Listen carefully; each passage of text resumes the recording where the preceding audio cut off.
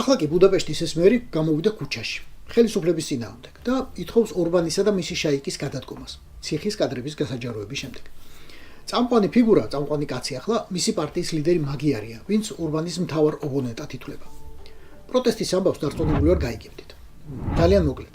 უნგრეთში თავის ციხის კადრებია, ოღონდ ნამდვილი. არაფერი არაა დადგმული. კადრები გადაღებულია წლების წინ ბუდაპეშტის სპეციალურ ინტერნატში, სადაც საჯელს იხდიან არასრულწლოვანი პატიმრები. ამ კადრებში ჩანს სცემა, მაგრამ გამოძიება ბავშვებზე სექსუალური ძალადობის მუხლითაც მიდის. დაპატიმრებულია ამ კონკრეტული ინტერნატის დირექტორი და რამდენიმე თანამშრომელი, მაგრამ პროტესტის შესუსტებას ეგ უბრალოდ არ ყოფნის. რამდენიმე კვირის წინ ვაშა გადაცემაში მოგიყევით უნგრეთის ვიცე-პრემიერ ჟოლტ სემიენზე, ვისაც ბუდაპეშტის ბავშვთა უფლებების დაცვის სამსახურის უფროსმა პირდაპირ დასდო ბრალი ბიჭების გარყვნაში. 10-12 წლის ბავშვებზეა საუბარი. წარმოადგინა აუდიო ჩანაწერებით. მაგრამ გამოძიება მათში ვიცე-პრემიერის ხმა თითქოს ვერ ამოიცნო. ეგ 10 წლის წინ მოხდა. შარშან კი ინტერნატის დირექტორი მაინც დაიჭირეს. საქმე გასაიდუმლოებულია და დეტალებს პოლიცია არ ამხელს. გასაგებია სრულად. პედოფილიის ამბავი სათავემდე თუ აუყვებით 2002 წლამდე დუხს, როდესაც ერთ-ერთი ბავშვთა სახლის მასწავლებელმა საკუთარ დირექტორის წინააღმდეგ მისცა ჩვენება. ღამით პატარა გოგონები მიყავს და მეორე დღეს აბრუნებს, ოღონდ სხეულზე ძალადობის ნიშნებით. საქმე თითქოს მინილდა მაშინ, მაგრამ საბოლოოდ მაინც გასკდა.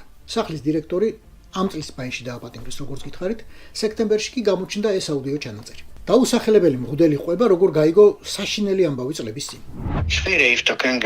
ერთ-ერთ რეგიონში წირვის შემდეგ ორი ახალგაზრდა მოვიდა ჩემთან და ცალკე საუბარი მთხოვა.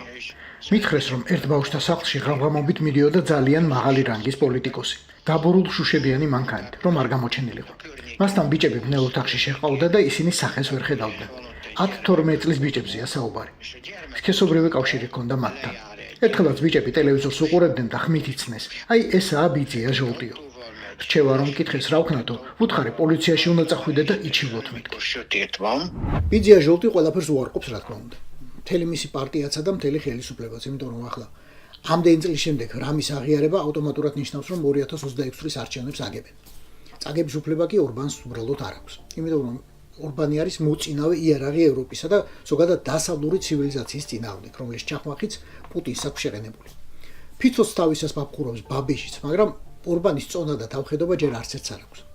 ამ კაცის დაკარგვა უბრალოდ არ შეიძლება.